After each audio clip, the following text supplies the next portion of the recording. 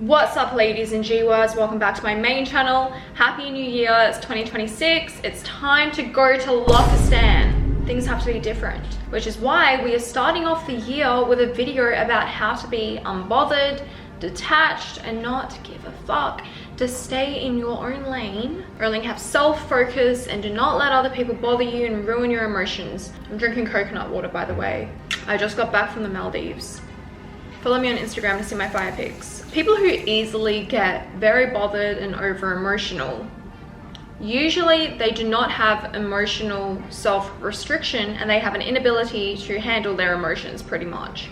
And I know this because I used to be this way, letting people step over your boundaries, and also having a very dysregulated nervous system. When your nervous system is not stable, it doesn't feel secure, you don't feel safe, everything's gonna bother you. Like literally everything in your life is gonna be that final, what's it called? What's that quote?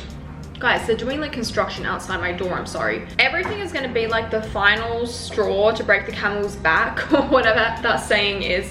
Everything's going to push you over the edge. So you're just going to be extremely volatile and over emotional all of the time. And what happens is, if you do not have this self-awareness, you're going to blame everyone else. It will be especially hard for you to date as well, because you might not even know that you're over emotional, that your nervous system is dysregulated, and you'll just think, okay, this person is doing this to me, they're causing this in my life, and you might find eventually, okay, I am actually the problem here. The common denominator is me. Maybe someone makes you emotional, okay? But for a normal regulated person, that what they have done should have only affected them like 1%. Yet this has affected you 100% because you are so highly dysregulated that you're just ready to snap at any point in time. So the first step to getting unbothered is literally to regulate your damn nervous system. You need to understand what your boundaries and your values are, because if you have no boundaries and you do not know what you stand for, everything is going to bother you, especially in dating. When you don't know what you want, everyone's gonna walk all over you. You're gonna go for the wrong people. You're gonna spend your time on the wrong things. When you know who you are, you know where you're going, you know what you want, it's very hard to be bothered because you are so focused in your lane, you are so in alignment that anything that is not aligned with you, it is so obvious to you that it doesn't even resonate. It doesn't even resonate. You just kind of brush it off because it doesn't make sense to you. Why would you even spend any time to be emotional or to think about this? Because it is that out of alignment with you. You need to learn to be more detached. Detachment also aligns with having a regulated nervous system because it takes a little bit of emotional control. When we detach, we are not prioritizing the outcome anymore. One thing I was recently teaching to the students in my rebirth program was that there are a number of ways for you to achieve your goal. There is not just one way. And an exercise I like to do is to think about what you really want and then think about all the possible ways you can achieve that. Hypothetically, say you want love and you've never found love before. Now there's this person who comes into your life, you think they can be the one to give you love, so you're really pedestaling them. Maybe they're not even that good to you, so you're trying to stay, hang on to them, mold them into being like the person who's gonna be the one for you, and you can't let them go. Anxious people do this, people who had rough childhoods, you cling on to people and you want to make them love you, basically. So when you're doing this, the outcome is not actually for you to be with that person or for you to even receive love from that person specifically. The outcome that you want is for you to feel love. That's it. You then need to figure out, what are all the ways I can receive love? It is not necessarily from this person. You can detach from Nat, Cole, Jim, Barbara, whatever, because they are not the only way for you then to receive that love.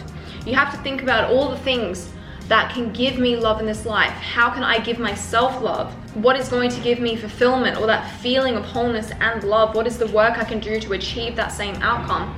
And that is going to help you detach. I also like to go into everything with an abundance mindset. That if this doesn't work for me, something better is coming. I cannot miss what is meant for me. Man's rejection is God's protection. You always have to look on the brighter side of things and to always think about, what is the lesson here that I can learn and take away to make my next experience even better. People who are highly attached, They do not have abundance mindsets. They are in a scarcity mindset. They are holding so tightly onto loser Jim because they think loser Jim is the only man in the world who has that combination of shitty traits that somehow in her mind translate to love. She is hanging on so tightly to him because she cannot let go of that, because she thinks she will never find love, because she thinks she's not worthy of it. Okay, do you see where I'm going with this?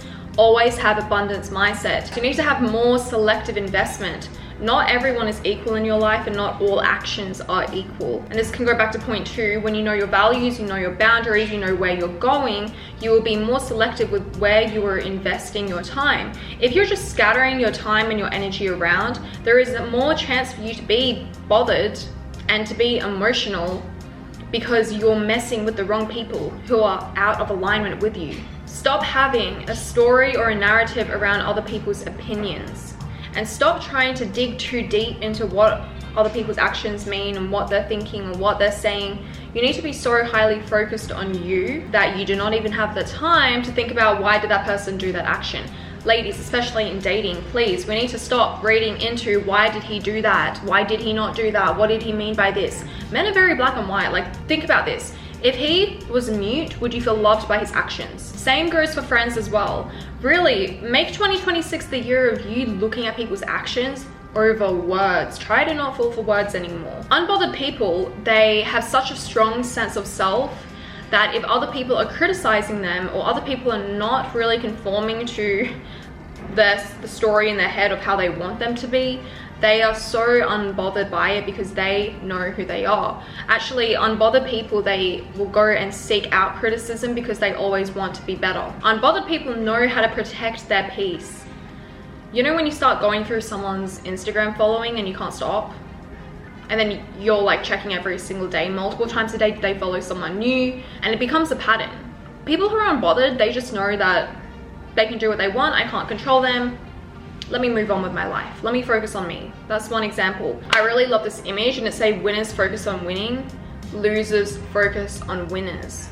And guess what? You can't have this tunnel vision if you don't know the direction you're going in. You need to take ownership over your life and over your own choices.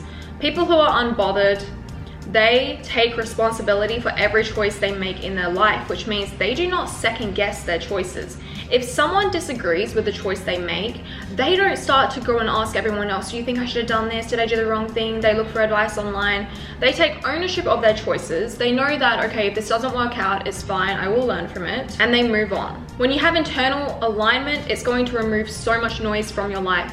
Next, you need to have detachment from the timeline. Not everything is going to happen in the timeline you want. You need to sometimes surrender to a higher power and to know and have certainty, guys. Remember, certainty is what collapses timelines. You need to have certainty that everything is coming. And if you're in the void state where creation is not yet finished, your new life is not yet formed, the old life is falling apart, you don't know what to do, you need to embrace it.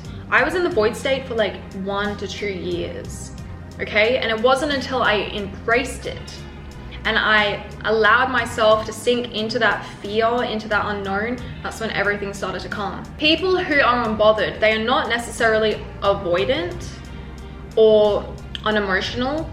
It's just that they are in control of their emotions. And that comes with point 1 and 2. When you are so aligned and you know exactly who you are, you have nervous system regulation, it's super hard for people to disrupt your peace, because them disrupting your peace feels so out of alignment that you might just actually get rid of them immediately without second guessing their actions or your decision. People who are unbothered, they also allow themselves to feel emotions. This comes with emotional immaturity, and something I was teaching to people in the Rebirth Challenge as well, is that you need to learn to sit with your emotions, not necessarily to wallow in it, because when you wallow in emotions, it takes over you.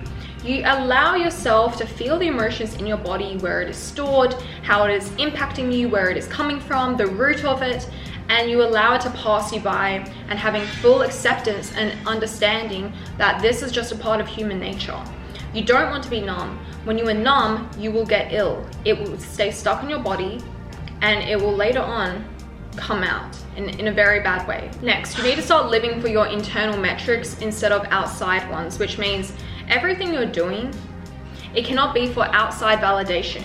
Your measure of success or happiness should not be how beautiful you are, how many likes did I get on Instagram, what car am I driving. It should be, am I aligned with myself? Do I feel good in my body? Am I making the right decisions? That is where true happiness comes from. And when you were truly happy and vibrating on such a high frequency, guys, this is when you are so untouchable, not only by people in your common everyday life, even forces in the spiritual realm who are a bit more negative, you are untouchable. Lastly, people who are truly unbothered will never negotiate their value, and they will never ever try to convince somebody that they are worthy of more. I always say this, someone's either going to see your value or not.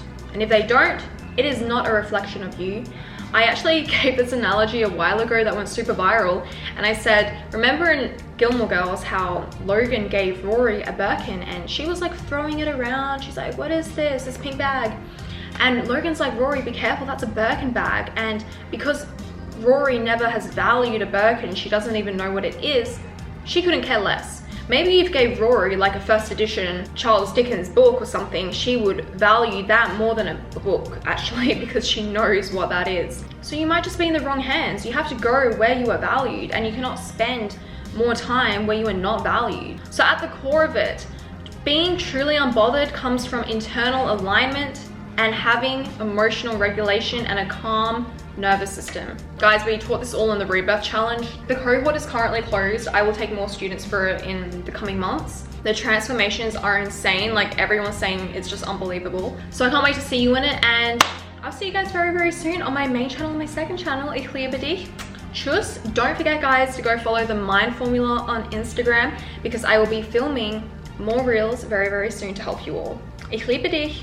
Tschüss.